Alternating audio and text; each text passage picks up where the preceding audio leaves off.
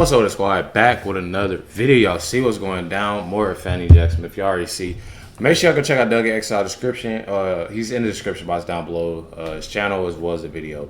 Definitely great information. So big shout outs to Doug.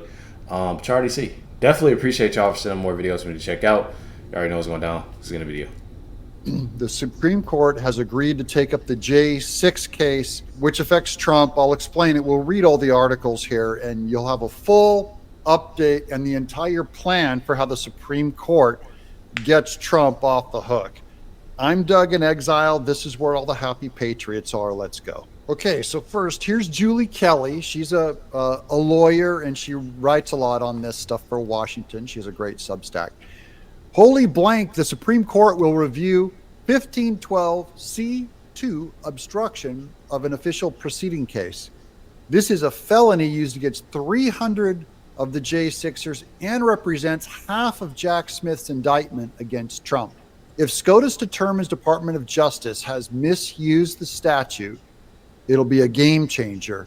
The Supreme Court to hear case that could reverse January 6 charges against hundreds, including Trump. So this is the big surprise. This is even bigger than the Supreme Court yesterday agreeing to look into the Trump immunity claim. The Supreme Court on Wednesday said it would take up an appeal by a January 6 defendant, which could result in hundreds of reverse charges from the riot at the U.S. Capitol, including former President Donald Trump. Now, Donald Trump wasn't involved in the riot, but they're saying that he tried to overturn an official proceeding of the electors and all that. So the justices will review an appeals court ruling that revived charges against 3 defendants accused of obstructing official proceedings. The charges refer to disrupting Congress's certification of President Joe Biden's 2020 electoral victory over Trump. Let's keep going here.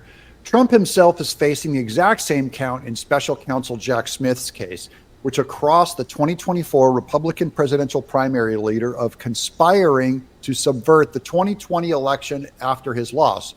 Trump, like the January 6th defendant, is charged with conspiracy to obstruct an official proceeding. The Justice Department has brought the obstruction charge against more than 300 defendants in the sweeping federal prosecution it has pursued since the violence at the Capitol on January 6th, 2021. When a riot formed at the complex of anger and frustration during Biden's election certification. So this could get a whole bunch of J6ers off, because I believe this statute was also misapplied to them as well as misapplied to Trump. We'll get into the statute in just a second. This is about an Enron statute from the early 2000s that was misapplied to this thing. If the Supreme Court sides with the defendant, the J6 defendant, and discards the obstruction charge, hundreds of other J6 defendants could appeal their convictions and shave years off their sentences. Some are facing the prospect of years and years behind bars. Justices are being asked to consider whether Section 1512C2 of the United States Code is the right statute under which to prosecute the defendants. The original 1512 statute was to keep Enron people from encouraging others to destroy evidence that they needed for trial. So that would disrupt a court proceeding. It should not be applied to whatever Trump and the J6ers did, on J6. The Supreme Court ultimately agreed to take up the case involving defendant Joseph Fisher, who was given the same charge as 2 other defendants who petitioned the High Court, Jacob Lang and Garrett Miller. Here's back to Julie Kelly's Twitter. This is a day so many J6ers have been waiting for. Lives destroyed, people rotting in prison, all because Biden's Department of Justice abused a post-Enron evidence tampering statute. She writes, and what will Jack Smith do now? 2 of the 4 counts in his indictment is in jeopardy. This is potentially more impactful than the immunity issue. This is the immunity issue we talked about in yesterday's video. Make sure you subscribe so you don't miss these videos. Will he drop the 1512C2 related counts? Will Jack seek a superseding indictment with other charges? Trump's lawyers presumably will file a motion to dismiss those counts. And then finally, this is her last update I just got. As I reported several days ago, as we awaited SCOTUS Supreme Court decision, on 1512. This represents a collision course with Jack Smith.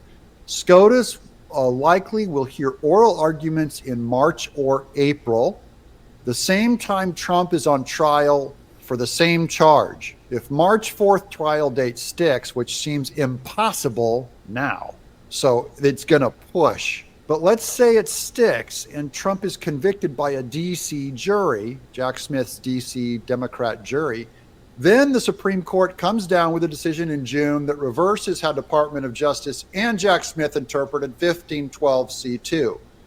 The same month, Judge Chutkan would be prepared to sentence Trump, and it'll get pulled out from under her too. All this stuff has the possibility of going away, and this is something that Fani Willis, Jack Smith, Chutkan, all the bad guys had no idea would happen as of today. We had no imagination because they had turned down this J6, looking at this J6 case, and now they're going, you know what, we got to take it out. And I hope they get sprung.